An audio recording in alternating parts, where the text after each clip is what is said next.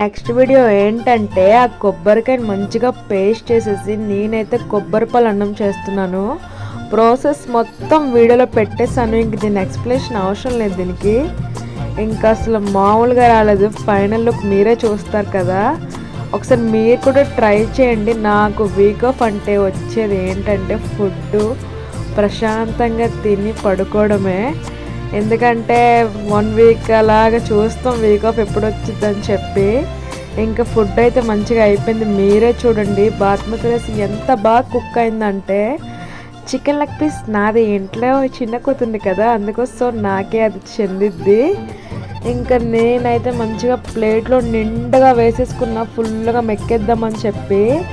ఇంకా టేస్ట్ విషయానికి వస్తే మాత్రం అసలు అది చెప్పనవసరం లేదు.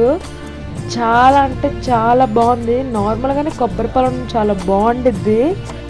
ముద్దకి జీడిపప్పు తగులుతుంది. అబ్బా మీరైతే ఒకసారి ట్రై చేసి మీ వీక్ ఆఫ్ ఎలా ఎంజాయ్ చేస్తారో కామెంట్ చేయండి. Bye friends, subscribe please.